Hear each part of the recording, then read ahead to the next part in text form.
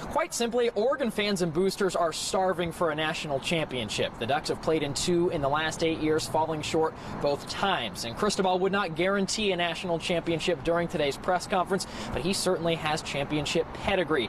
You might have heard of Nick Saban. He coaches down in Tuscaloosa, arguably the greatest college coach to ever do it. That's where Cristobal spent the previous 4 years before coming to Eugene. In 2010, Thomas Tyner was a sophomore at Aloha High School, and he played in the 6A state championship game right here at Reser Stadium. He played well, and Aloha brought home a state title. Now, nearly 7 years, 2 schools, and 1 retirement later, Tyner is back at Reser Stadium as a member of the Oregon State Beavers. Guys, I actually have the game ball with me right here. As you can see, pretty cool. It has the KYAU Cancer Fund emblem on it. This is really the game ball. I got to run back and return to the scores table in just a second. And we're about 30 minutes away from tip-off. Ruthie Hebert and Sabrina Ionescu grabbed the headlines nationally, but tonight, might it be a bench player who makes the difference? Good evening from high above Spokane Falls in eastern Washington, a place with great history.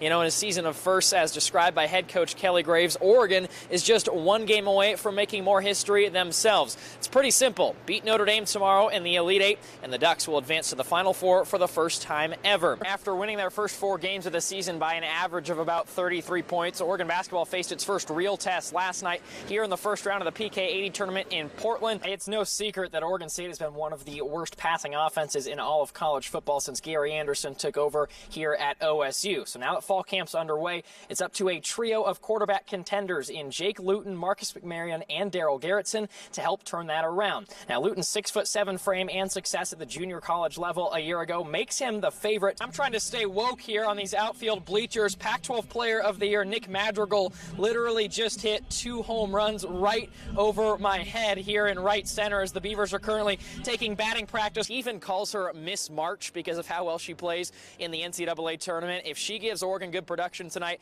they have a very strong shot at advancing to their first ever Final Four. Sabrina Ionescu said today, though, Oregon does not feel like an underdog, even though Notre Dame is the 1 seed. And Kelly Graves said, as far as, you know, the history between the programs, Notre Dame's been to 7 Final Fours and 9 Elite Eights to Oregon's just 2 Elite Eights and 0 Final Fours. That doesn't make much of a difference to the current players. It's a top 6 battle in the state with the Southwest Conference title on the line. Number 6 South Medford at number 4 Sheldon. And what makes this game so interesting isn't just that the conference title is on the line, but how much Division I talent will be on the football field tonight. You know, Oregon hasn't lost a game since Super Bowl Sunday. It's a pretty remarkable stat. The last time they did lose, Stanford's Brittany McPhee went off for a career-high 33 points. But since then, the team's defense has really improved. Kelly Graves has taken note of that, been very vocal that defense will be the key to Oregon's tournament run. We're about a half an hour away from the biggest women's college basketball game in Matthew Knight Arena history when Kelly Graves and the number 8 Ducks host number 10 UCLA.